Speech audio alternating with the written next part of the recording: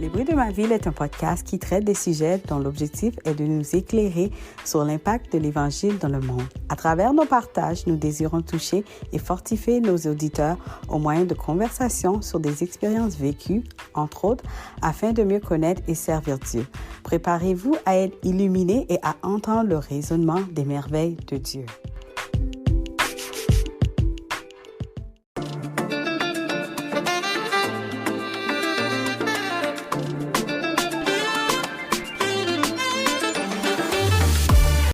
Bonjour à tous, bonjour à toi, bonjour à vous.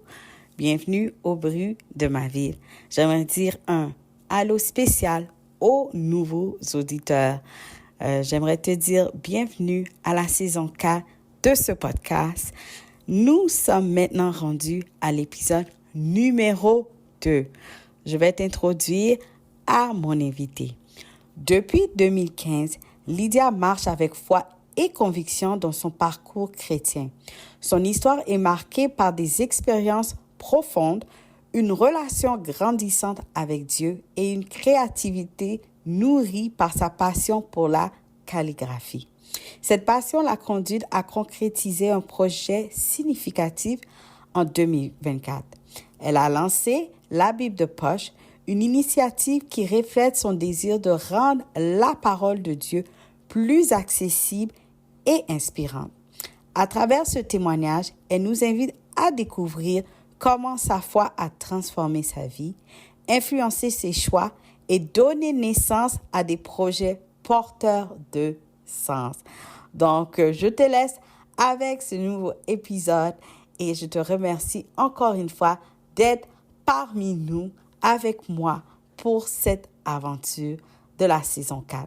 À bientôt à toi. À bientôt à vous, à bientôt la famille.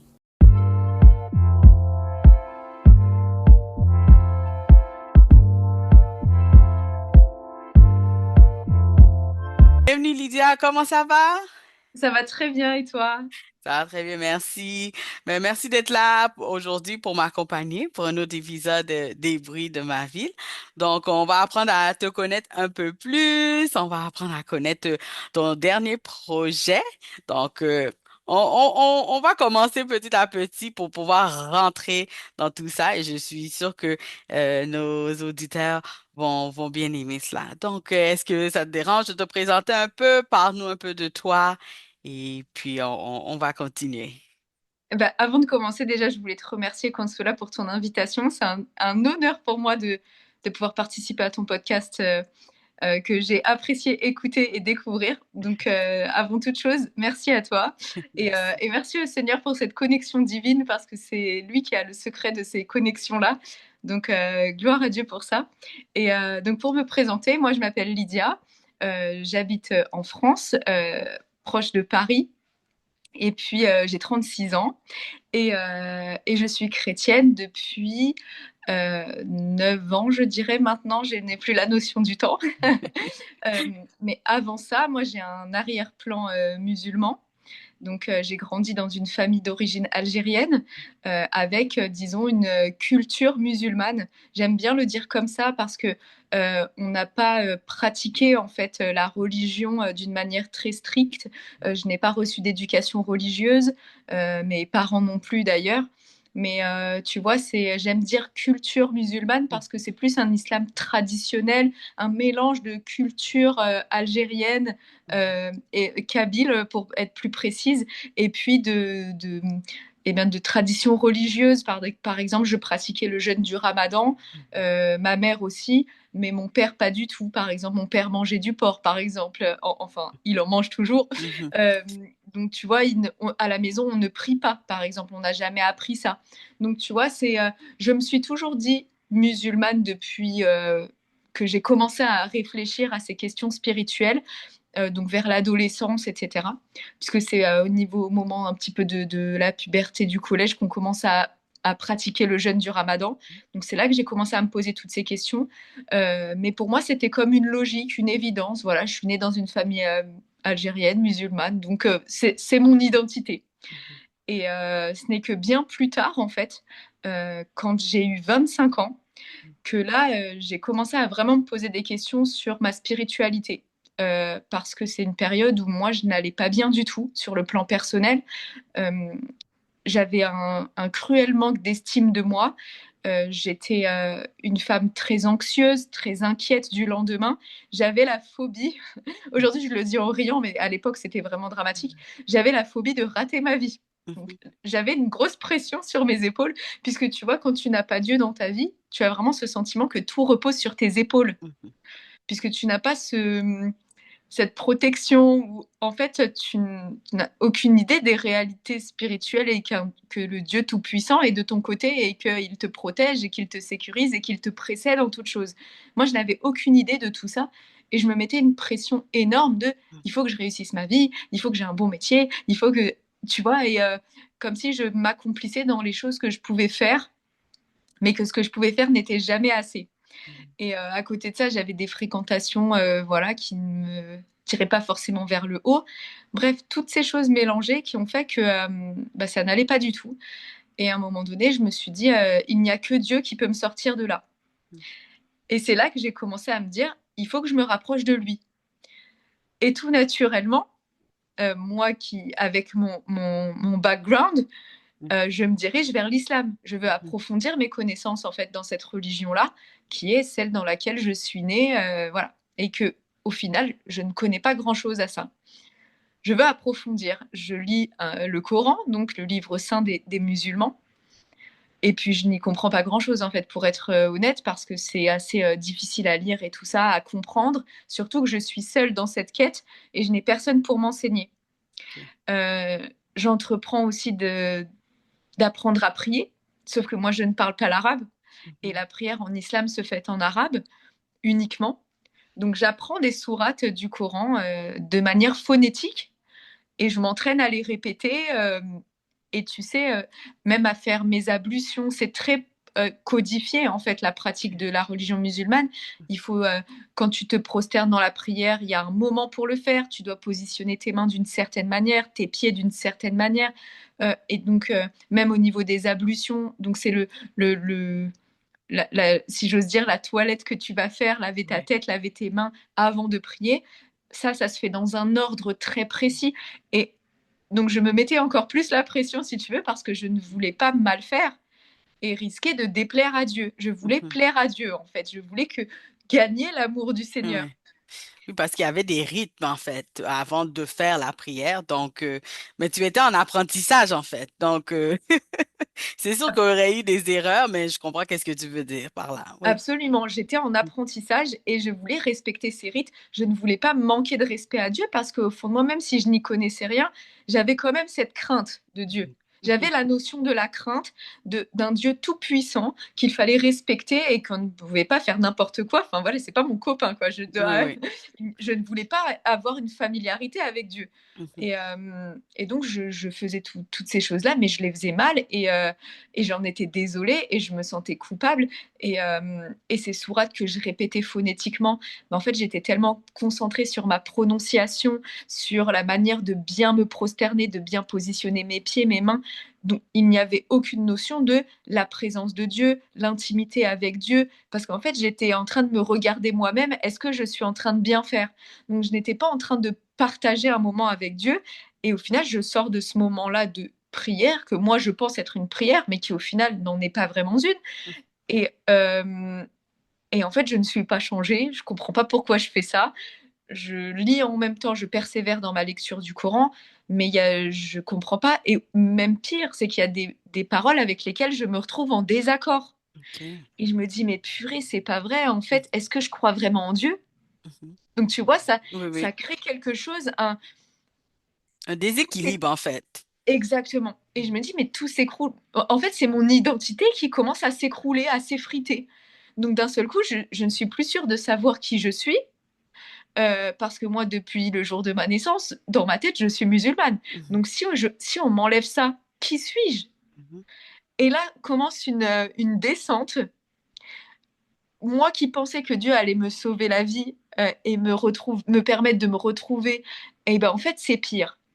Et donc là, je vais trouver une amie qui est une collègue à moi, mais on est devenus très amis. C'est comme ma sœur, je la vois encore tous les jours aujourd'hui. Et elle a reçu cette éducation religieuse que moi, je n'ai pas reçue. Mhm. Et je lui demande de m'aider. Transmets-moi tout ce que tu sais, aide-moi, parce que c'est la crise, en fait, je n'y arrive pas. Mhm. Et elle le fait de bon cœur. Elle est très heureuse d'ailleurs de partager tout ça avec moi, parce que bah, elle vit pleinement sa foi, sa religion, et voilà. Elle m'apprend ce qu'elle sait, moi je persévère quand même, je ne veux pas lâcher l'affaire, je suis déterminée, je veux connaître Dieu, Mhm. je veux le connaître. Et donc voilà, je persévère dans, je, c'est vraiment, je ne, comment dire, je suis toujours dans ces fausses prières où je ne ressens rien, je ne partage rien avec Dieu, mais je me dis, je veux persévérer, il va finir par se passer quelque chose, mince Mhm. alors.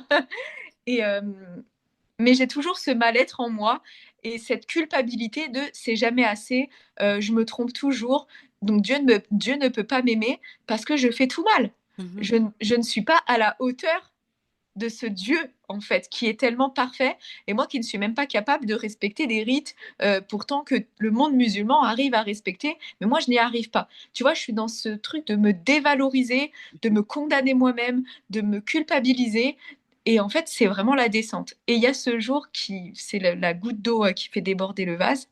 Euh, et je me dis, ça y est, j'y arriverai jamais.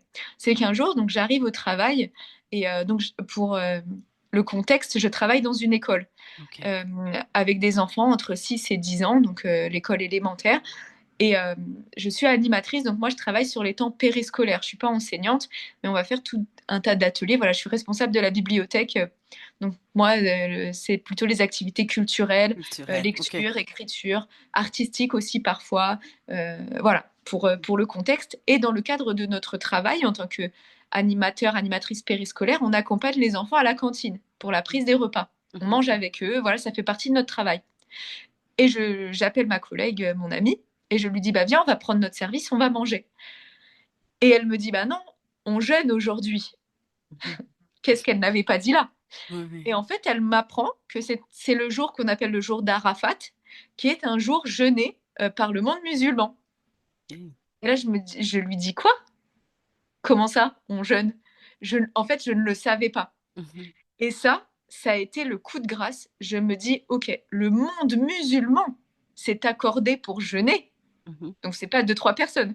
Le monde musulman. Et moi, je ne suis pas capable de le savoir. Je suis nulle, je suis irrécupérable, je n'y arriverai jamais. Et là, je dis à Dieu, c'est bon, en fait, j'abandonne, Mhm. j'ai compris, en fait, ma place, elle est en enfer. Mhm. J'ai compris, en fait. Je suis, euh, je suis un gigantesque gâchis. Je n'y arriverai jamais. Ouais. Et donc là, tu imagines l'état émotionnel dans lequel je me Mhm. trouve. C'est un drame, en fait. Je pleure très souvent et je me dis, je suis condamnée Mhm. parce que ce Dieu ne peut pas m'aimer. Je ne serai jamais à la hauteur de qui il est. Mais malgré tout, je ne veux pas lâcher. Je continue de lire malgré tout le Coran. Je lâche la prière parce que j'ai compris que enfin, pour moi, ça sert à rien. Je le fais mal de toute façon, donc j'abandonne, ça sert à rien. Je Ouais. ne veux pas faire d'affront à Dieu. Je me dis, autant ne pas prier si c'est pour prier comme ça. Ouais, ouais. Et puis, un jour, toujours au travail, arrive une personne qui vient faire un remplacement. Voilà, un animateur est absent et arrive cette personne qui vient remplacer. Voilà. On s'entend bien. Et puis, je lui prête des livres. Voilà, moi, j'aime beaucoup les mangas. Mhm. Et puis, je lui prête un manga. Sauf que du coup, bah, vu que je lui prête des livres, on s'échange les numéros. Moi, je veux récupérer mes livres, si tu Oui, veux. oui, c'est ça, c'est Donc, ça. du coup, on échange le contact. On reste en contact comme ça. Et cet homme est chrétien. Mhm. Et puis donc, bah, on finit par faire connaissance et puis parler de notre spiritualité et tout. Il me parle de Jésus, je lui parle du Coran. On a des échanges parfois un peu houleux parce que tu vois, moi, en tant que musulmane, Jésus est un prophète à ce moment-là. Mhm. Et Ouais. dire que Jésus est Dieu, c'est du blasphème. Mhm. Tu vois, je suis vraiment dans ce discours. Et puis on continue comme ça de parler et tout. Il m'invite, il a un groupe de maison chez lui. Mhm. Il m'y invite, c'est lui qui enseigne. Donc je découvre. Ouais. Et puis il m'invite à l'église. J'y vais. Et moi, je suis très rebelle à ce moment-là. Je ne veux pas chanter les louanges parce que je ne veux pas glorifier le nom de Jésus. C'est un péché. Je ne me lève pas, je reste assise. Tu Quand j'y pense observes. aujourd'hui, oui, je suis en observation, mais vraiment, je ne veux pas risquer d'offenser mon Dieu à ce Mhm, moment-là. mhm, Donc, je ne veux pas participer au culte. Je suis là vraiment comme si j'assistais à un spectacle. Voilà, ça chante bien, c'est super génial. J'écoute les enseignements hein, qui sont puissants. Je reçois aussi des choses à ce moment-là. mhm. Parce que voilà, il y a quand même des similitudes hein, sur les enseignements, le respect, l'amour, etc. Mais voilà, ça s'arrête là. Et puis, bah, en fait, je continue dans ma lecture du Coran, si tu veux. Et il arrive un moment où dans le Coran, je lis une parole. Une parole qui dit, un verset du Coran qui dit que le Coran confirme les textes anciens, le Coran confirme la Torah et l'Évangile. Mhm. C'est écrit ça dans le Coran. Et je me dis, mais voilà, voilà une ampoule s'allume. Voilà Mhm. pourquoi je n'y comprends rien. Parce que si le Coran confirme la Torah et l'Évangile, c'est comme un tome 3 Oui. et que le tome 1 serait la Torah et le tome 2 serait l'Évangile. Mhm. Donc, pour comprendre l'islam, pour comprendre le Coran et être une meilleure musulmane, il faut que je lise la Bible. Et voilà comment Dieu m'a attrapée. Il est trop fort. Il est fort. Il est vraiment trop. Il Ouais. trouve toujours un chemin. Ouais. Ça Mhm. m'émerveille encore aujourd'hui. Et donc, moi, je commence à lire la Bible pour devenir meilleure musulmane et pour éclairer ma compréhension du Coran. Mhm. Moi, en tout cas, c'est ce que je pense à ce moment-là. Je n'ai pas conscience que Dieu a un plan pour ma vie. Et donc, bah, je commence à lire la Bible. Et donc là, cette personne, ce collègue avec qui j'ai noué une amitié à ce moment-là, bah, du coup, il m'est très utile parce que lorsque j'ai des questions sur la Bible, c'est lui que je vais voir. Mhm. Et du coup, il m'enseigne, il m'éclaire, etc. Donc moi, je commence à lire le Coran et la Bible en parallèle. Voilà. Mais force est de constater que je lis un peu plus la Bible, en tout cas de plus en plus. De plus en plus, oui. Cette quête spirituelle, elle dure environ 2 ans, donc c'est quelque chose de très Mhm. long. Mhm. Parce que voilà, comme je te dis, je suis rebelle, moi je veux pas lâcher l'islam, j'ai l'impression de renier, et en plus en islam, c'est un péché très grave de Mhm. renier. Vraiment, Mhm. c'est comme c'est rédigé dans le Coran, c'est vraiment, bah, en fait, tu signes un peu ta place en enfer, quoi. C'est Mhm. très très grave. Et mais voilà, moi j'ai cette attirance pour la Bible, je persévère, j'aime ce que j'y lis, et là pour le coup mon cœur est touché jusqu'à ce jour en fait, où je lis une parole, et là mon cœur à ce moment-là devient, enfin je me convertis dans mon cœur, je suis convertie, mes chaînes se brisent à ce moment-là, véritablement, littéralement. C'est que je lis en fait cette parole de Paul qui dit qu'on n'est pas sauvé par nos œuvres, afin que personne ne se glorifie, mais que c'est par la grâce de Dieu. Et là, en fait, en plus, à ce moment-là, je suis avec la personne, je suis avec la personne qui me parle de Jésus et tout ça, qui m'enseigne. Et là, lui aussi lit sa Bible et moi, je lis la Bible. Mais on lit chacun de notre côté. Mhm. Et je l'interromps dans sa lecture et je dis, attends, j'ai une question. Je viens de dire ça. Est-ce que ça veut dire qu'en fait, j'ai pas besoin de tout faire bien pour que Dieu m'aime, en fait?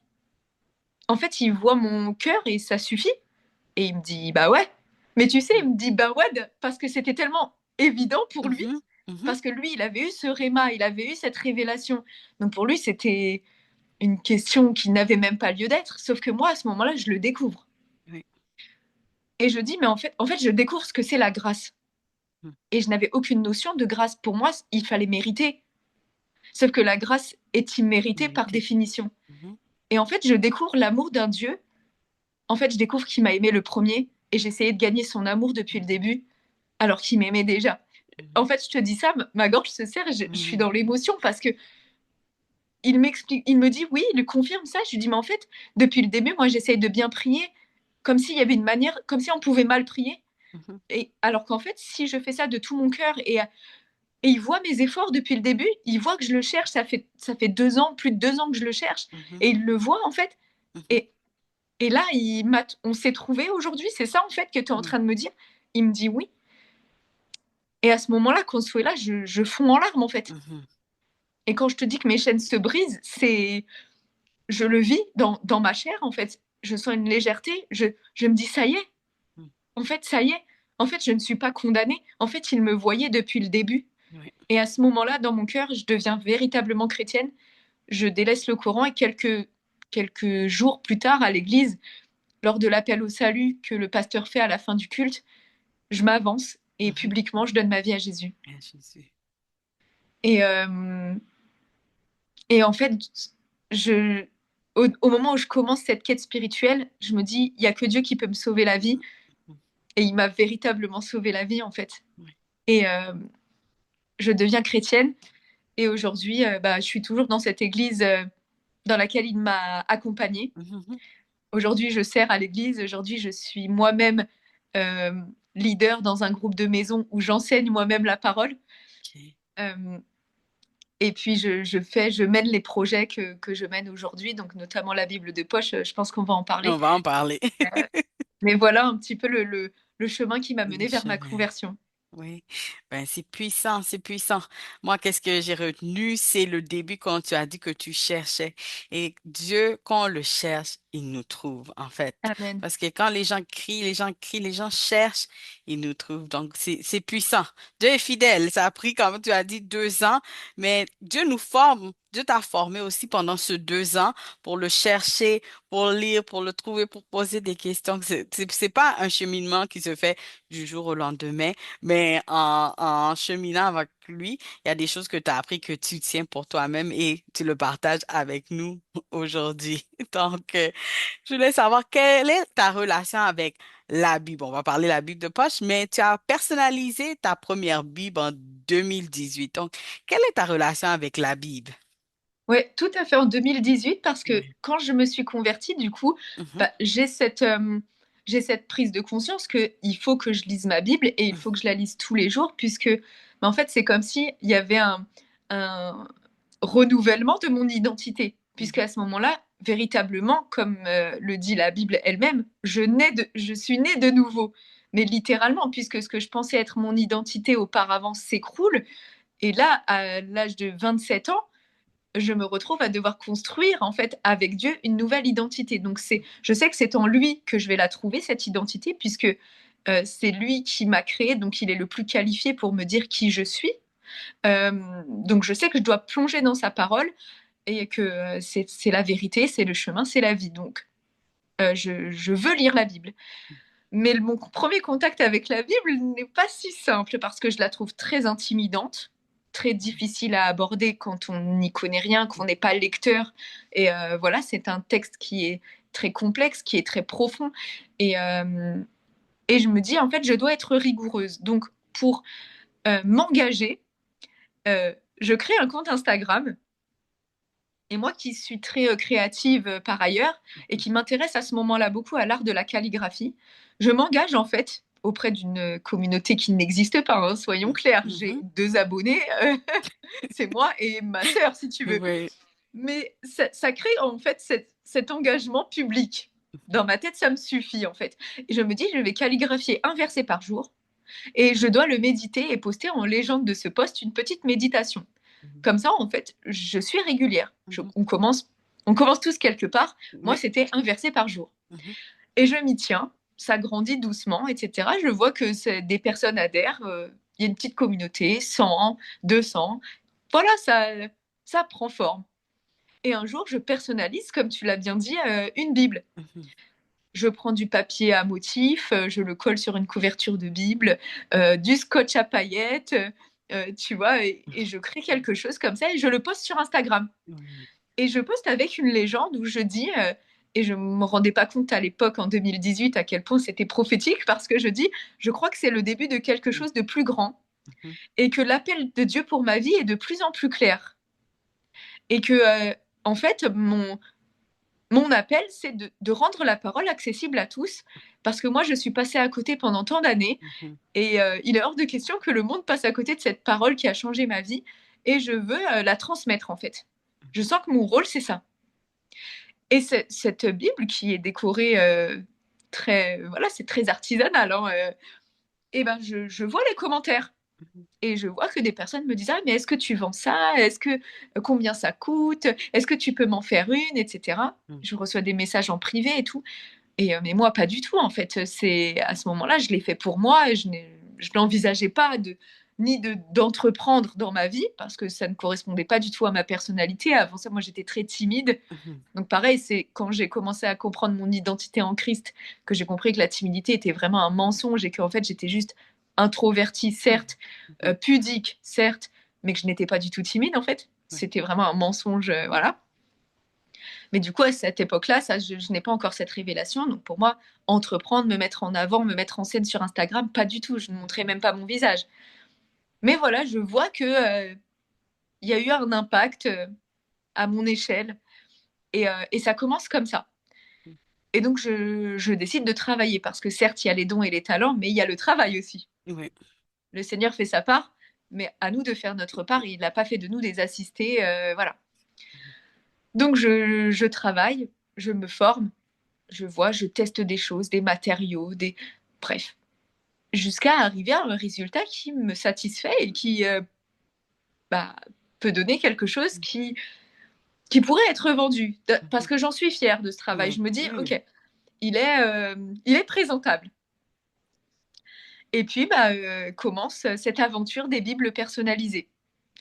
En fait, j'avais une boutique sur la plateforme Etsy, qui est une plateforme pour les artisans, tout ce qui est fait main, etc. Et puis, en fait, je demande aux personnes quelle est votre couleur préférée. En fait, c'est plutôt eux qui me sollicitent et qui m'expliquent, voilà, mon verset préféré, c'est Jean 3,16.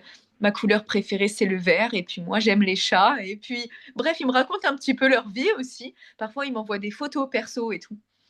Et puis moi, je prends tout ça, je le mets dans un shaker, je secoue et je crée une couverture de Bible 100% personnalisée à leur image. Ouais. Et je fais ça et ça prend grave. Je fais ça pendant 2 ans. Et pendant 2 ans, ce sont plus de 600 Bibles qui ont été personnalisées et envoyées à travers le monde. Parfois avec des photos de mariage, parfois avec... Une fois, j'ai fait une Bible sur le thème de One Piece, le manga.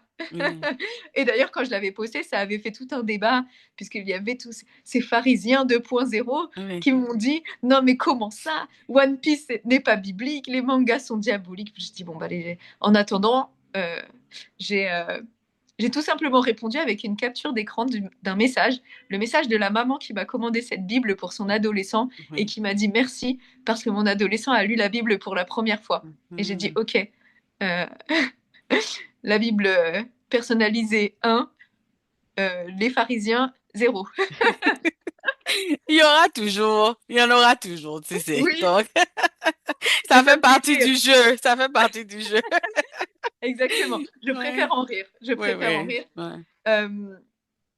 Et donc voilà, ça prend forme. Et je vois qu'il y a toujours cette vision-là de rendre la Bible accessible à tous. Et donc, comme je te dis, je fais ça pendant 2 ans.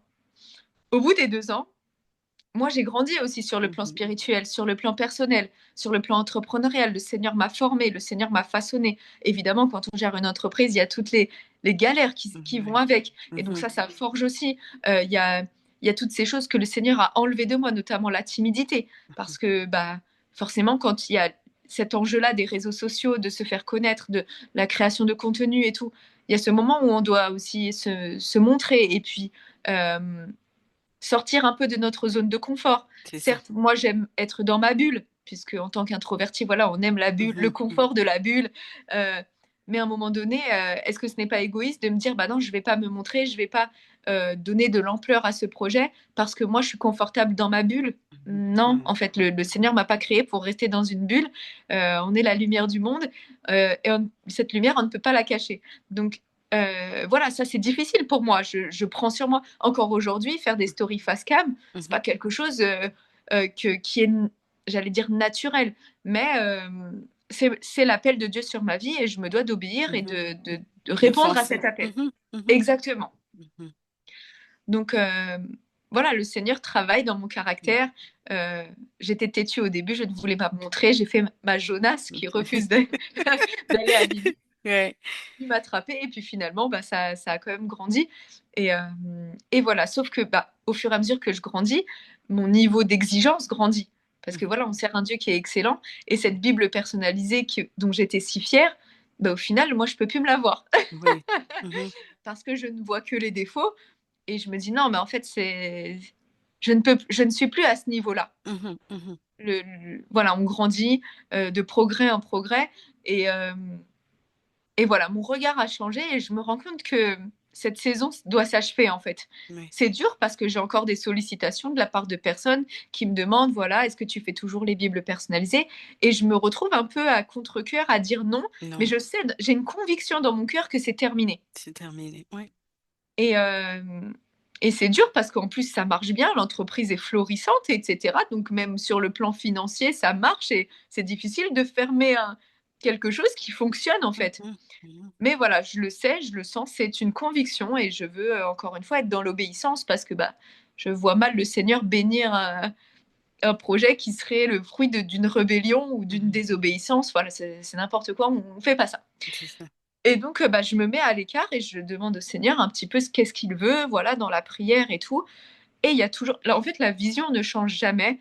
C'est, si je devais le résumer, c'est renouveler la forme pour sublimer le fond. Voilà. Mhm, Il y a toujours l'idée de euh, changer un petit peu, voilà, la forme. euh, mais le but du jeu, c'est vraiment d'attirer les personnes vers le fond, de les conduire à l'ouvrir, cette Bible. oui. Donc moi, je vais toujours travailler sur l'extérieur, sur le format, pour que les gens se disent, ah mais qu'est-ce que c'est que ça? J'ai envie de la lire, et qu'on sorte de cette Bible tellement intimidante, ces Bibles qui pèsent tellement lourd, Mhm, avec cette écriture tellement petite, qui est tellement dissuasive, mhm, et qui va décourager d'emblée énormément de lecteurs, et moi la première en fait. Moi, je l'ai mhm, vécu ça. Donc je veux casser ce côté-là, ce côté très, entre guillemets, religieux de la Bible. mhm. Parce que on n'est pas des religieux, on n'est Non. pas dans ça en fait. C'est pas Jésus lui-même n'était pas religieux. On se comprend quand j'emploie Oui. ce mot. Hein, Mhm, mhm. euh, donc voilà, je voulais casser ça. Et là arrive la nouvelle saison qui est du coup les évangiles au format livre d'art. Oui. Vous devez d'ailleurs connaître ça au Canada, il y a C'est Sela là. Oui, Bible oui. Mhm, qui fait ça mhm. très bien. Et du coup, on est entré en relation plus tard parce qu'ils sont arrivés plus tard au moment où moi j'ai arrêté quasiment. Eux ont commencé, donc c'est très bien parce que comme ça existe toujours. Et puis ça existe aussi en anglais. Il y a Alabaster Bible Mhm. qui fait ça très bien en anglais. Je crois ils traduisent aussi en espagnol. Donc ce sont des livres d'art avec des photos à l'intérieur. Euh, et en fait, tout simplement, à l'intérieur, ce sont les évangiles. Mhm, mhm. Donc j'ai fait ça cette fois-ci pendant un an. Donc en un an, j'ai réussi à sortir Matthieu, Marc, Luc et Jean. Donc quatre Mhm, livres en un an en auto-édition. Donc je n'ai pas de financement, je n'ai pas d'éditeur, mhm. je n'ai pas de formation en graphisme, je n'ai pas de contact dans le milieu de l'édition, qui reste un milieu quand même assez fermé au final. Euh, mais ça fonctionne par la grâce de Dieu et tout le monde, le public adhère au Alors, projet. oui. Même mon audience sur Instagram qui voit que le projet est enfin, est différent, mais ils restent toujours, ils adhèrent à cette nouvelle vision, non, cette vision renouvelée plutôt, puisque Renouveler. la vision Mhm, est la même. mhm, Et donc en un an, moi j'imprime 300 exemplaires, les 300 sont vendus, c'est sold out. Euh, mais là, en fait, ce qui bloque, c'est vraiment l'aspect financier. mhm. Parce que bah, moi, j'ai certaines exigences au niveau de la qualité des livres, Oui. puisque ce sont des livres d'art et ça coûte assez cher à produire. Mhm. Et moi qui ne suis pas entrepreneur dans l'âme, si tu veux, je n'ai pas de Oui. formation. Encore une fois, moi je suis animatrice Mhm, mhm. dans une école, rappelons-le. Donc tout ce qui est finance, comptabilité, etc., je n'ai pas en fait de compétences dans le domaine. Ce qui fait que le business model en fait de cette entreprise-là, qui s'appelle Ictus Art à ce moment-là, n'est pas viable. Et je me rends compte qu'en fait, à chaque fois que je vends un livre, je perds de l'argent. Genre, ok. Ce qui fait que, certes, le public adhère. Moi, je ne veux pas augmenter mes tarifs parce que j'ai à cœur que ce soit accessible à tous. Donc, je prends sur moi et en fait, je vois mes finances qui Mhm, s'effritent mhm. chaque jour un peu plus. Ouais. Donc, certes, il y a la vision, certes, il y a le Seigneur, certes, il y a propager la parole, mais si ce projet n'est pas viable économiquement, très vite, je vais m'essouffler. Et c'est Oui. ce qui arrive en fait. Ok. Donc, j'arrive à la fin de l'année, c'est sold out. Moi, je suis épuisée, je suis essorée. Et là, je me dis, Seigneur, je ne peux pas relancer une production parce que ce sont mes deniers personnels, en fait, qui entrent en jeu. Et je ne Mhm. peux pas. Tu nous appelles quand même à être sages. Sage, oui, oui. Mhm. Certes, il n'y a pas l'amour de l'argent et il ne faut pas courir après, etc. Mais soyons réalistes, en fait. Euh, je ne peux pas continuer comme ça parce qu'à terme, je vais devoir vendre mon appartement. Et ça, ce n'est pas une option, en Ça, fait. ouais, ouais. Donc, encore une fois, un chapitre s'achève. Et là, je me dis, bah, ok, Seigneur, où est-ce que tu m'attends maintenant? Mhm. La vision est la même. L'appel sur ma vie est clair. Je dois rendre la Bible accessible à tous. Les Bibles personnalisées, c'est terminé. Les livres d'art, c'est terminé. Qu'est-ce que tu attends de moi? Mhm. Euh, Et puis, bah, je prends un temps aussi de repos parce que tout ça est très fatigant, hein. C'est ça. L'entrepreneuriat, faut le dire, c'est une grande aventure qui prend beaucoup de force, Oui. surtout quand on est solopreneur, qu'on n'a Oui, pas c'est pas forcément évident. d'équipe. D'équipe, oui, oui, Oui. oui, oui. Donc moi, je gère tout ça de chez moi, de Mhm. mon petit 32 mètres carrés parisien, Mhm. sans aucune équipe, sans formation. J'apprends sur le tard, en fait. Et voilà, c'est pas évident.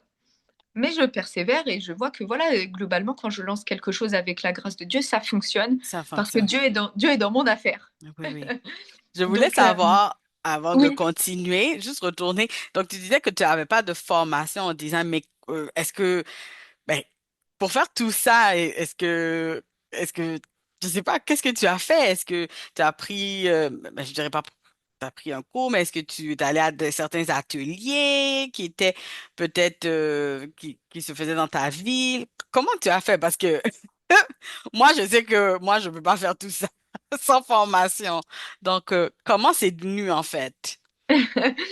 Oui, en fait, bah, c'est venu déjà depuis aussi loin que je me souvienne. J'ai Ok. toujours été dans la créativité, le dessin, mais vraiment en autodidacte. Pour le coup, j'ai pas fait de formation ni d'atelier, etc. Moi, mon université, quand je suis là, c'est YouTube. YouTube. YouTube University, Mhm. la meilleure université du monde. YouTube, Google sont mes meilleurs amis à ce moment-là. Ouais. Beaucoup d'inspiration sur Instagram. Et en fait, comme beaucoup, au début, je reproduis des choses que je vois. Mhm. J'ai voilà, un iPad sur lequel je fais mes petites expérimentations.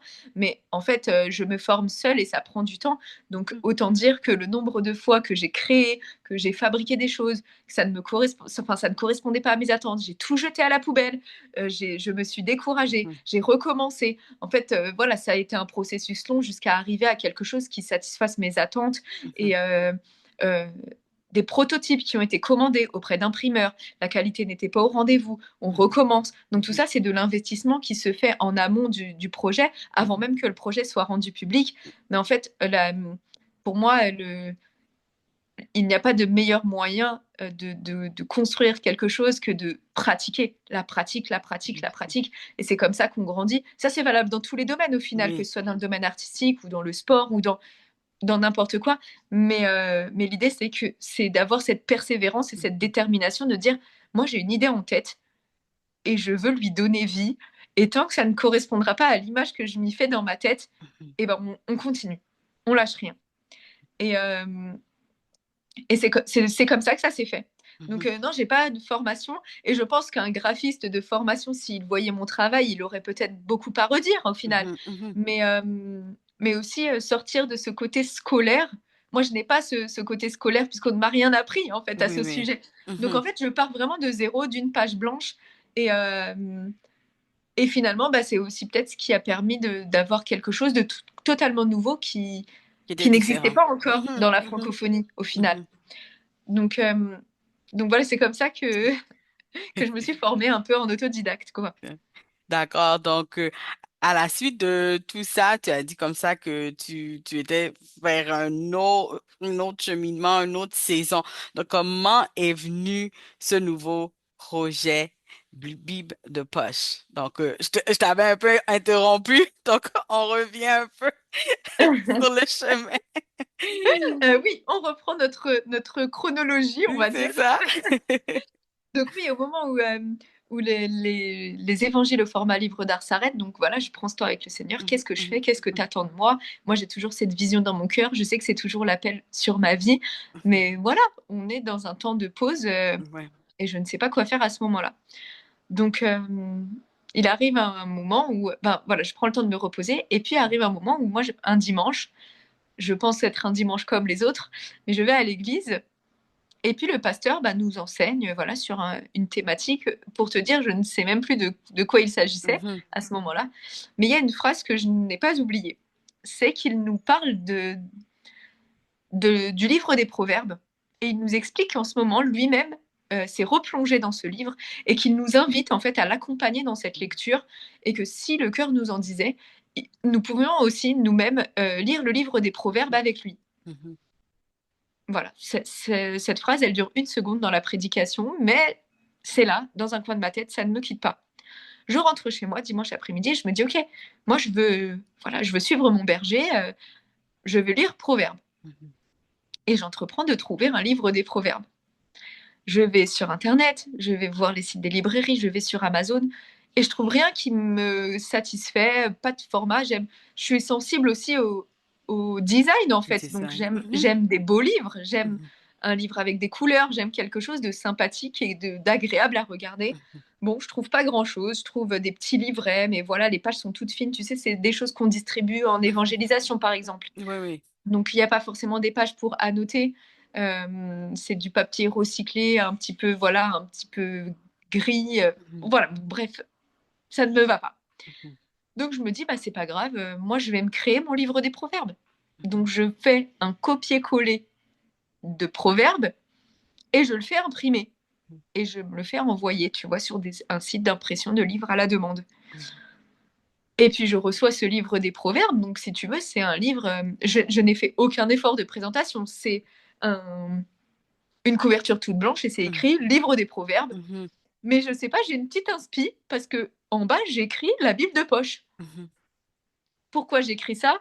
Je n'en ai pas la moindre idée. Aujourd'hui, je me dis mais c'est un truc de fou. Parce que j'ai eu ce truc d'écrire la Bible de poche. Alors qu'au moment où je fais ça, c'est pour moi, en fait. Parce que moi, je veux suivre l'instruction que donne le pasteur de l'accompagner dans sa lecture. Et donc, je découvre ce livre des Proverbes, je le redécouvre, en fait, sous ce nouveau format, et autant te dire que je le dévore. Je le dévore, je prends des notes, je le prends dans mon sac, je le prends au travail, je le prends dans le métro, le bus, le train, le tramway, tout ce que tu veux. Ce livre ne me quitte pas, en fait, et je le lis. Mais je n'ai jamais lu ma Bible comme ça. Et surtout, ça n'a pas été que lire, ça a été vraiment méditer, parce qu'il y avait vraiment cette prise de notes qui se faisait, mais d'une manière tellement naturelle, c'est-à-dire que je dialoguais avec la parole. Dieu me parlait, j'entourais et je disais, je peux écrire dans ma Bible, ah oui Seigneur, comme si je lui réponds, tu sais, à l'oral.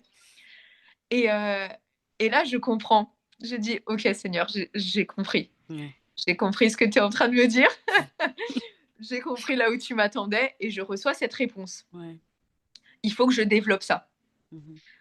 Et là, je me dis que je sens que ce projet va me dépasser et que c'est un peu l'aboutissement de tout ce que j'ai pu mettre en place auparavant, que ce soit les Bibles personnalisées, les évangiles au format livre d'art. Là, je sens que tout ça, c'était pour arriver là, à la Bible de poche.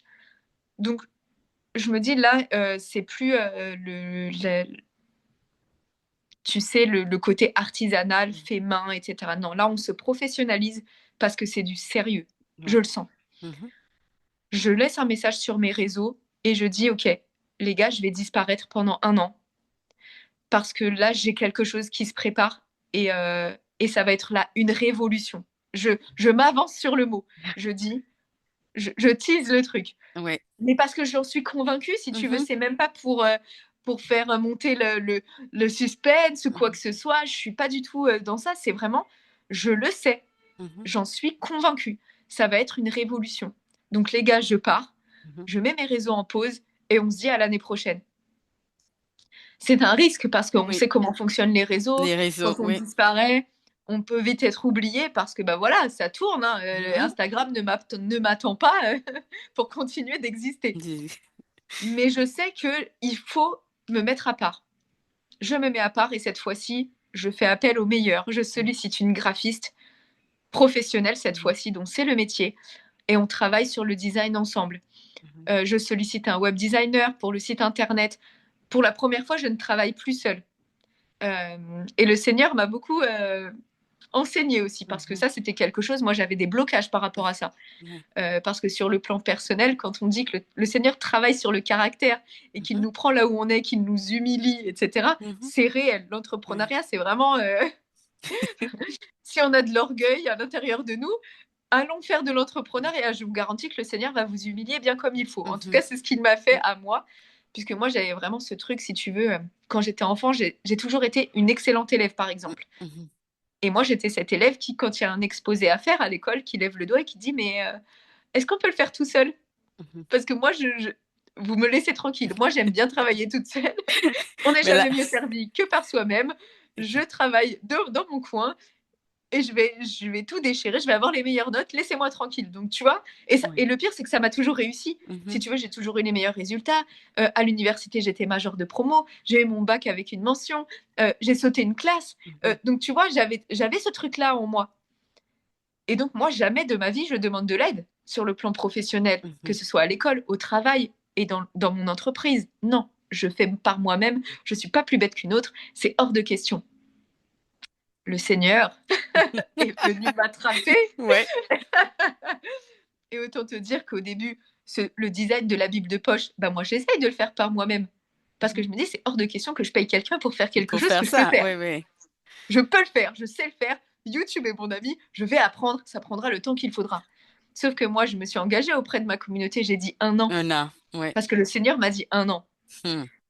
Et donc, je fais des choses, c'est nul, soyons clairs, parlons français, c'était nul. Oui. Je dis, ok Seigneur, j'ai compris, euh, je vais faire appel à des professionnels. Mhm. Donc, tu vois, il me brise à ce niveau-là, Mhm. euh, et puis il m'humilie.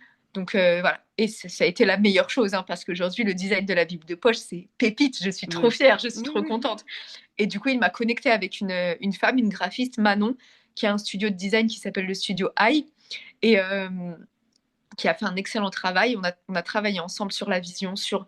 Voilà, ça a pris vraiment... juste la conception du design graphique de la Bible de poche, ça a été 6 mois. Wow. Sur l'année, ça a été Mhm. vraiment 6 mois. Et puis voilà, ça se développe comme ça. Et la fin de cette année de pause arrive. Et puis, bah, je rends le projet public et j'annonce, je change le nom de mon Instagram, qui n'est plus Ictus Art, mais la Bible de poche. Oui. Et c'est parti, septembre 2024, la Bible de poche devient publique. Mhm.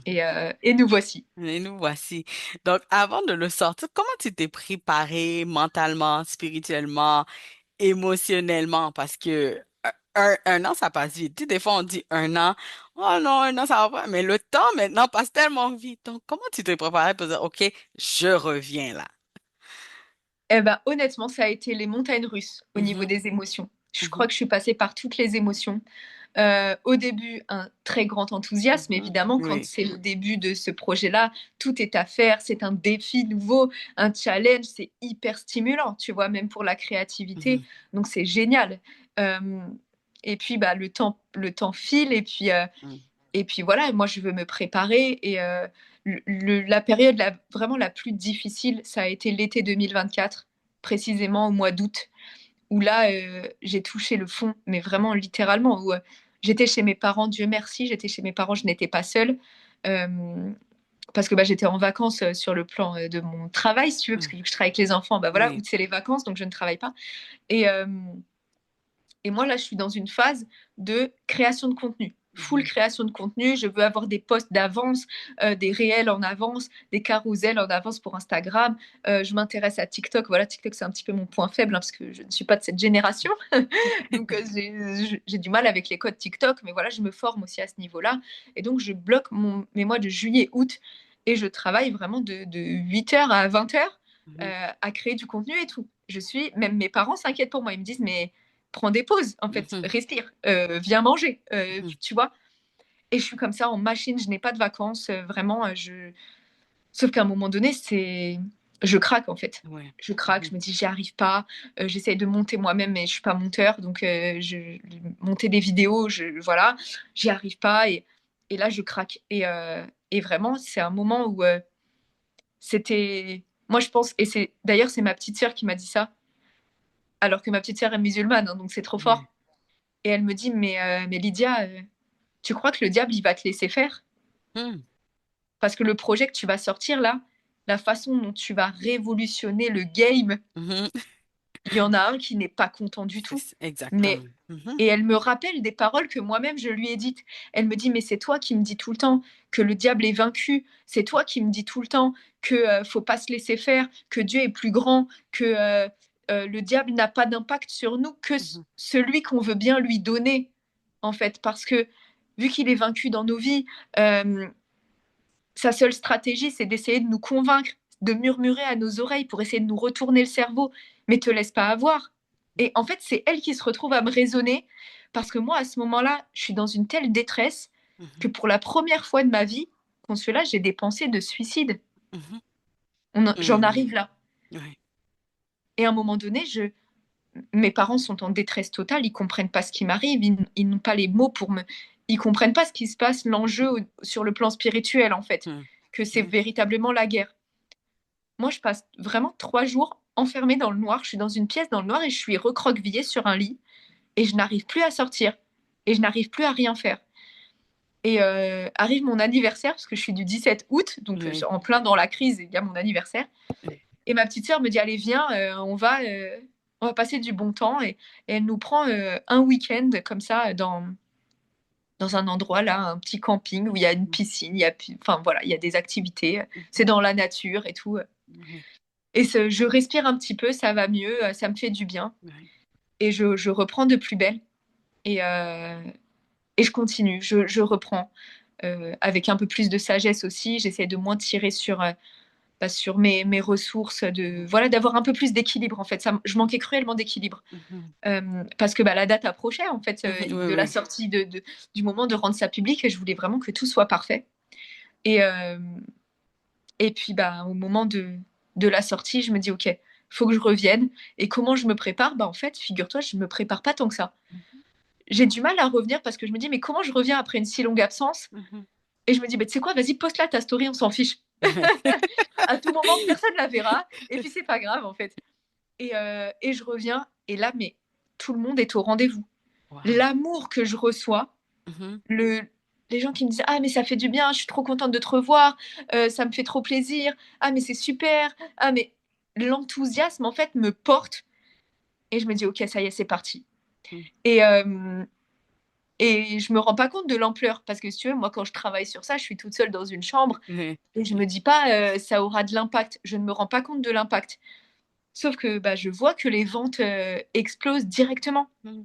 Et si tu veux là à ce jour donc là au moment où on enregistre ce podcast nous sommes en février 2025 et ce sont presque 3000 livres qui sont vendus.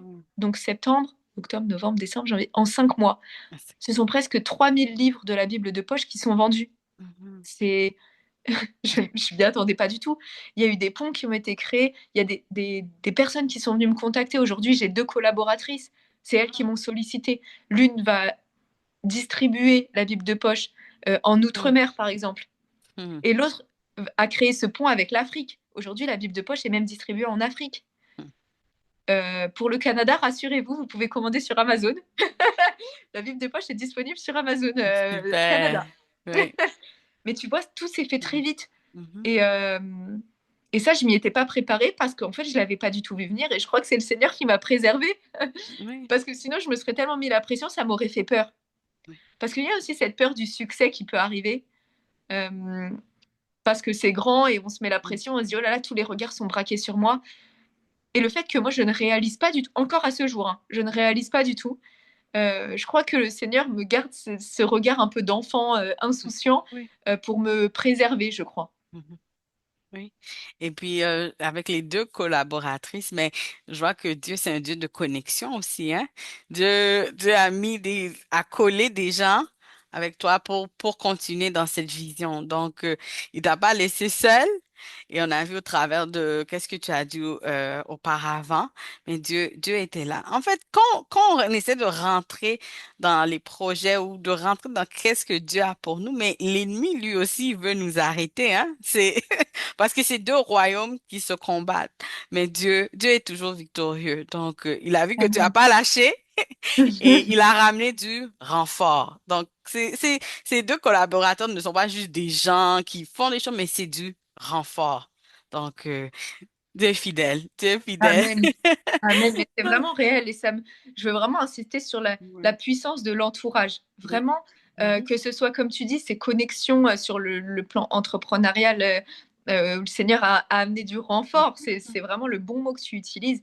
Mais c'est aussi ma famille, si tu veux. Je bénis vraiment le nom du Seigneur pour ma famille parce que bah, je suis la seule chrétienne. Puisque bah, voilà, vous avez entendu euh, mon parcours et d'où je viens. Aujourd'hui, dans ma famille, tout le monde est musulman. Ma grande sœur est athée, mais sinon, hormis elle, tout le monde est musulman. Mais la façon dont ils m'ont porté, dont ils me soutiennent, la façon, si tu veux, dont ils participent à la Bible de poche, en fait, d'une manière très concrète. Par exemple, au mois de décembre 2024, il y a eu un événement, un pop-up store qui s'appelle Aga Place, avec plusieurs créateurs chrétiens qui ont été rassemblés. Ça s'est passé à Paris. Et ma mère est venue tenir le stand avec moi. Et ça lui tenait à cœur parce qu'elle voulait me soutenir. Donc, on a porté les cartons ensemble, on a mis en place le stand ensemble. Ma mère a parlé avec les personnes. Et mon père a participé aussi à tout ce qui est le côté un peu plus bricolage sur l'aménagement du stand. Donc, il a fabriqué des choses pour que je puisse aménager mon stand avec. Il me donne des idées. Les livres, je lui ai mis entre les mains. Il m'a donné son avis. Quand je vais les voir, quand je vais visiter mes parents les week-ends, souvent, mon père me dit alors, ça va cette semaine, la Bible de poche, tu as fait quelques ventes, ça... Tu vois, donc la façon dont ils sont impliqués depuis le départ dans tout ce que je fais depuis ma conversion. Au début, il y a eu une petite réticence. Évidemment, quand je me suis convertie, ça leur a fait un petit peu peur. Ils se sont dit, mais pourquoi elle se convertit? Ils étaient dans l'incompréhension, mais ils n'ont jamais été ni dans le rejet, ni dans le refus. Je sais qu'il y a des personnes qui sont persécutées dans leur propre famille. Et moi, vraiment, je me rends compte de la faveur, de la grâce, de la bénédiction que c'est d'avoir une famille qui me soutient quoi qu'il arrive et qui me respecte. Aujourd'hui, ma mère est déjà venue à l'église. Elle vient servir. Attends, non, mais faisons une pause parce que c'est trop incroyable, s'il vous plaît, que tout le monde soit très attentif. Ma mère sert à l'église. Lorsqu'il y a des événements, notamment pour Pâques, Noël, etc., mon église organise. Voilà, c'est vraiment la fête. Et il y a des stands de distribution de nourriture, de frites, de sandwichs, de popcorn, de hot dog. Bref, c'est vraiment la fête. Et très souvent, moi, je suis responsable d'un petit chalet. Tu sais, les chalets comme sur les marchés de Noël, là. Et puis, je suis superviseur d'un chalet où on distribue des donuts, des choses comme ça. Et ma mère aime tellement venir et servir sur mon stand et distribuer la nourriture. Et je lui dis, mais maman, tu sais que normalement, servir dans l'église, c'est un privilège, en fait. C'est réservé, il faut être membre de l'église pour servir dans l'église. Et du coup, j'ai demandé à ma responsable, est-ce que tu es d'accord que ma mère serve à l'église alors qu'elle n'est pas membre officiel de l'église? Elle me dit, mais bien sûr. Et vraiment, je suis heureuse parce qu'à chaque fois, mes sœurs, mes frères à l'église connaissent un peu ma situation, savent que ma mère n'est pas chrétienne. Et à chaque fois qu'elle vient, ils lui donnent tellement d'amour. Et je sais que ce sont des semences qu'ils sont plantées dans son cœur.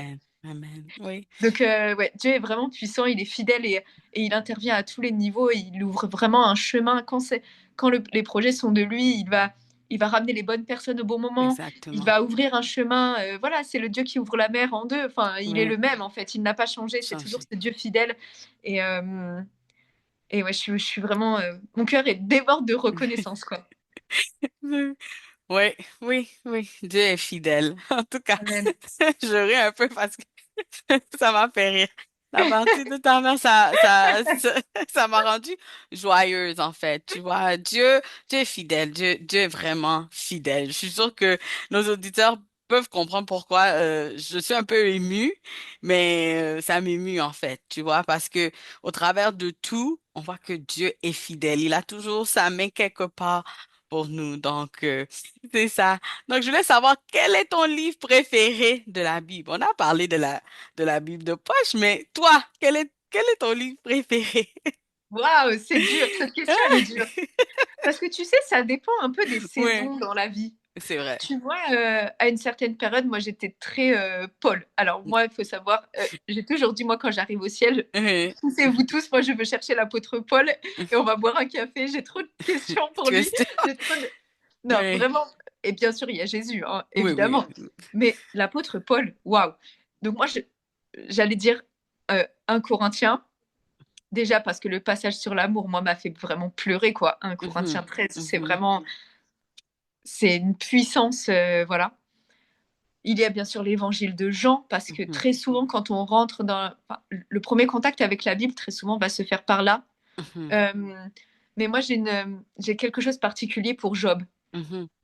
Job, d'ailleurs, c'est ce que je suis en train de lire en ce moment et de le redécouvrir à travers la Bible de poche. Et mon regard est en train de complètement changer sur ce livre. Je le redécouvre vraiment. Donc, je prends vraiment plaisir à le redécouvrir à travers le format Bible de poche. Euh, mais oui, j'ai un amour pour le livre de Job qui m'a bouleversée quand je l'ai découvert. La foi de Job me touche, les épreuves qu'il a traversées me touchent, sa relation, ça dit beaucoup de choses sur les relations avec les amis, avec les proches. Ça me parle aussi beaucoup.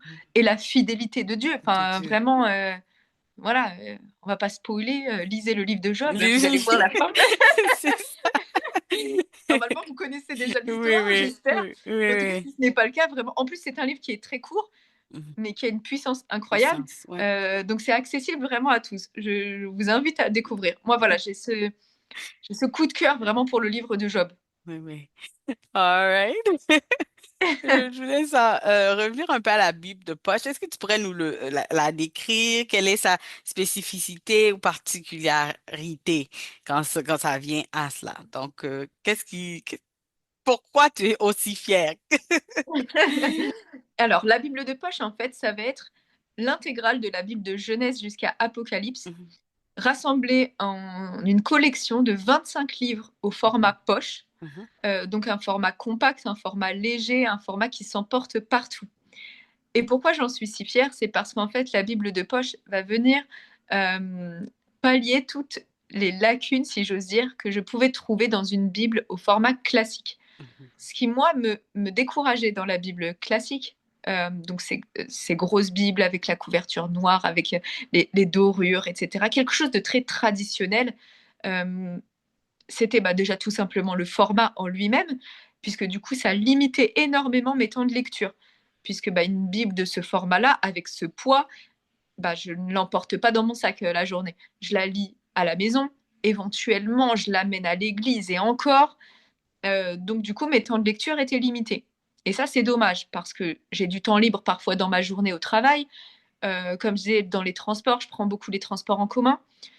Ça, c'est dommage, c'est un moment où, voilà, on peut lire la Bible. Certains diront qu'il y a la Bible sur les smartphones, sur les mhm, applications. Personnellement, je n'y arrive pas du tout. Parce que déjà, les écrans, bon, moi, j'essaye de limiter. Ce n'est pas du tout le même. Enfin, voilà, moi, j'aime beaucoup le côté sensoriel du livre avec les pages, etc. Et puis, le téléphone est rempli de distractions. C'est-à-dire que ouais, tu lis ta Bible, tu as les notifications qui descendent, et WhatsApp par-ci, et Instagram par-là, un SMS, un mail. Bon, euh, ma concentration, c'est pas ça, quoi. Je mhm, n'arrive pas à rester concentrée en lisant ma Bible sur le téléphone. Donc voilà, il y avait déjà le côté format, où moi, la Bible de poche a vraiment résolu ce souci, parce que d'un seul coup, déjà, je peux prendre juste un livre. En fait, je n'ai pas besoin de toute ma Bible de Genèse à Apocalypse quand je suis en sortie. mhm, Je lis mhm, un livre à la fois et j'aime à me concentrer sur un livre à la fois. Je ne vais pas d'un livre à l'autre, je ne suis pas en train de naviguer comme ça. Ça, c'est plus quand on va faire une étude peut-être approfondie, où on a besoin de croiser un petit peu les choses. Mais pour une lecture quotidienne, j'estime que ce n'était pas utile. En tout cas, c'est pas comme ça que moi je lis ma Bible. mhm, Donc il y avait déjà cet aspect-là du format. Ce que j'avais aussi à reprocher à ma Bible classique, c'était la qualité du papier, la finesse du papier. Tu vois, on l'appelle le papier Bible, mhm, qui est tout fin, l'écriture qui est toute tassée, toute serrée, et il n'y a pas de marge, excepté bien sûr sur les Bibles journal de bord qui sont faites pour, mais euh, pour la prise de notes. Moi, je ne me vois pas avoir un carnet à côté, parce que voilà, j'aime bien voyager léger, j'aime pas multiplier les outils. Et puis sur la Bible, quand tu as le papier Bible, tu veux écrire, ça traverse, on voit au travers, donc c'est pas pratique. Et puis en plus, il n'y a pas de place de toutes les façons. Tu veux surligner, pareil, voilà, ça traverse, feutre, etc. Bref, ce n'est pas adapté à la prise de notes, à mon sens. Et ça, c'était un souci. Donc ça, c'est quelque chose que j'ai aussi intégré à la Bible de poche, avoir un papier de qualité sur lequel je peux écrire, avec des marges confortables sur lesquelles je peux écrire. Et puis, j'ai intégré à la fin de chaque volume de la collection une douzaine de pages blanches pour ceux qui n'auraient encore pas assez de place, qui ont vraiment beaucoup de choses à dire au mhm, Seigneur, qui n'ont pas assez de place encore dans les marges pour pouvoir écrire à la fin. Donc tout est réuni dans le même livre. Comme ça, on n'a pas besoin d'avoir un carnet à côté. Donc ça, c'est quelque chose que j'ai ajouté aussi. Euh, Comme je te disais tout à l'heure, moi, j'ai un attrait pour les belles choses et les beaux livres, donc le design est Ouais. important pour moi. Mhm. Certes, le fond est important, mais la forme l'est tout autant, puisque le premier contact qu'on va avoir avec un livre, c'est sa couverture. Évidemment, on ne juge pas un livre à sa couverture, mais la Mhm. couverture est importante. Mhm. Quand on va en librairie, on est attiré par les couleurs, on est attiré par ces choses-là. Et comme je vous disais, moi, ma vision depuis le début, mon appel depuis le début, c'est de sublimer de renouveler pardon, la forme pour sublimer le fond. Donc évidemment, moi, la forme me touche, m'intéresse, c'est mon terrain de jeu, la forme. Oui, oui, oui. Donc, moi, je m'y retrouvais pas dans les designs de Bible qu'on voit aujourd'hui en librairie. Mhm. Je trouve que c'est des choses très classiques, très traditionnelles.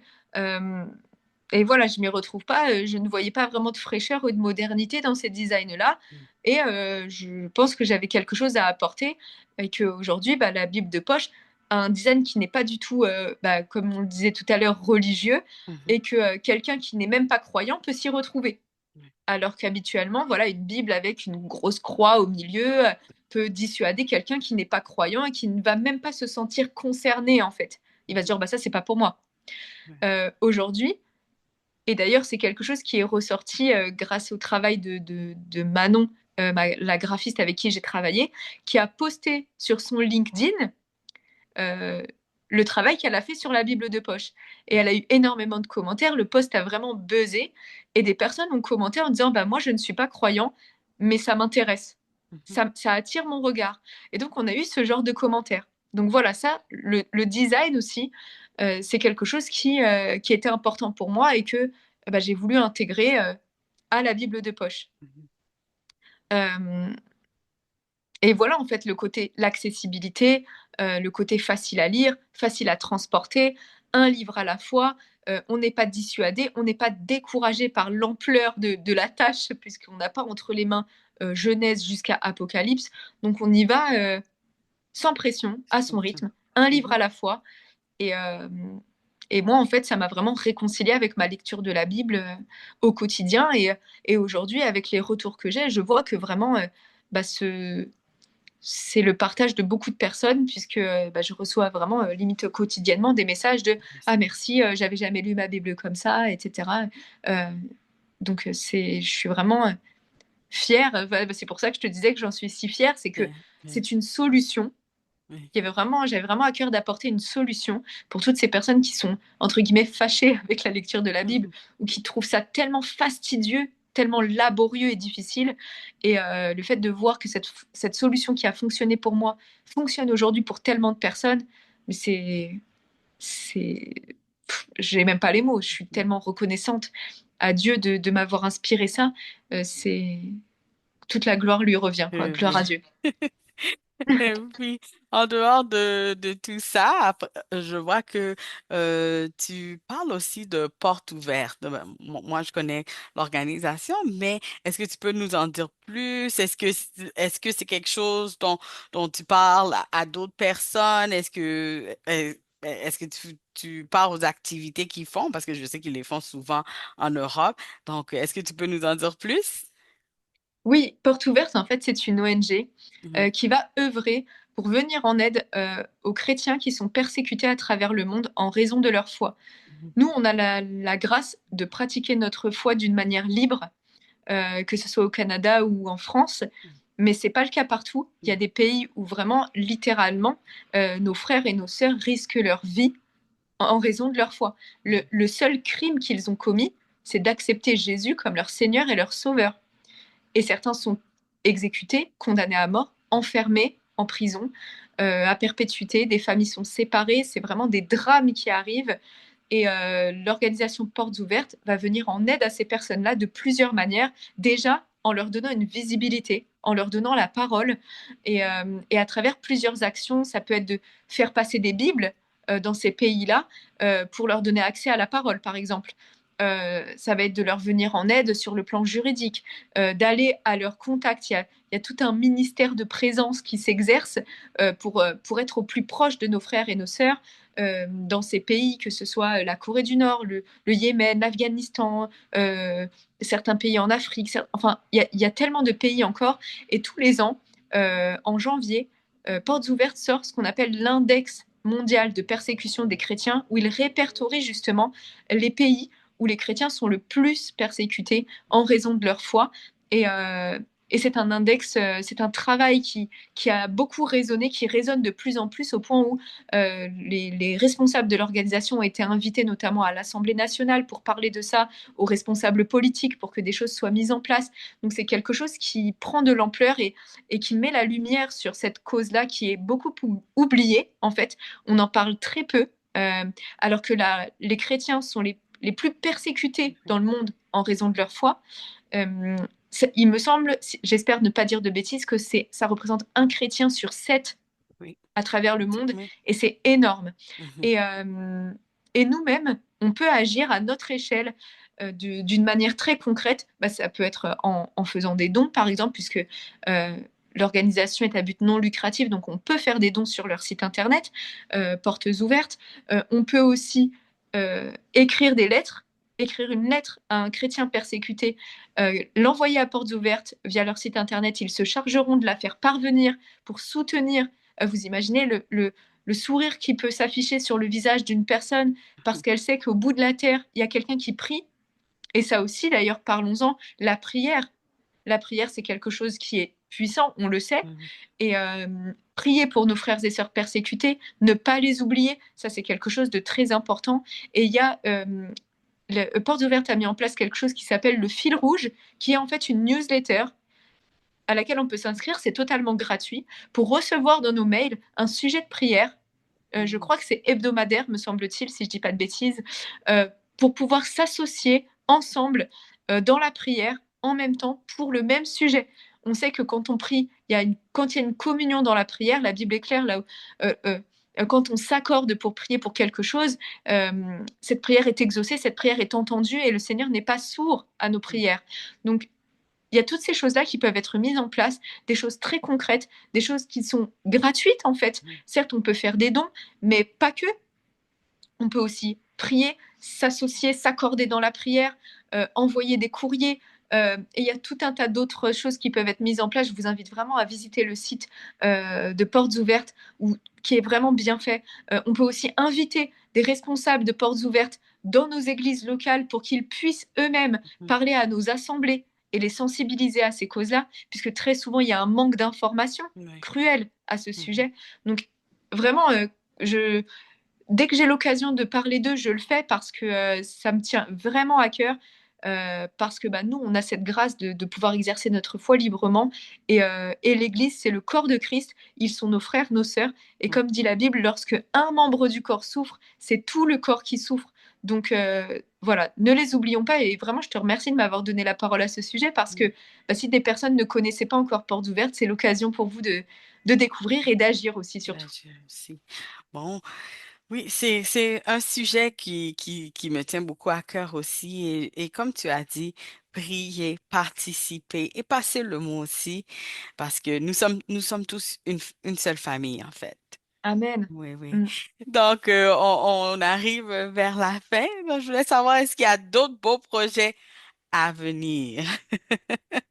Ah, alors, les projets, ça va toujours concerner la Oui, Bible de poche. Je vais arrêter de changer de projet tous les ans. Là, on va essayer de s'accrocher. oui. Là, en fait, ce que j'aimerais faire pour l'année 2025, ça va être de multiplier les événements. Je ne sais pas si je viendrai jusqu'au Canada, ça c'est le Seigneur qui me précède, lui c'est déjà. En tout cas, j'espère, parce que je ne suis jamais venue au Canada en toute ma vie. Oui. J'espère avoir l'occasion un jour de pouvoir venir. Mais donc voilà, de pouvoir multiplier les événements vraiment en présentiel, parce que là, ça se passe surtout en ligne, sur les réseaux, etc. Mais voilà, le seul événement que j'ai fait jusque-là avec la Bible de poche, c'était Aga Place au mois de décembre. Ça s'est tellement bien passé. Donc là, voilà, j'aimerais pouvoir venir à la rencontre des personnes. Donc c'est un petit peu mon défi, parce que comme je te disais, en tant qu'introvertie, aller sur ce type d'événement, c'est vraiment aussi sortir de ma zone de confort. Mais je vois que c'est là que Dieu m'appelle et il y a des dates qui commencent à se confirmer un petit peu. C'est un petit peu tôt pour en parler voilà, Oui, j'attends publiquement, que oui. tout soit vraiment Mhm. officialisé et je manquerai pas d'en parler sur mes réseaux. Donc c'est la Bible de poche sur Instagram, sur TikTok également. Et donc voilà, ça va être mon défi. Après, à plus long terme, j'aimerais, parce qu'on me l'a demandé, euh, faire traduire la Bible de poche, Oui. avoir la Bible de poche en anglais Mhm. notamment, parce qu'on me parle beaucoup de ça.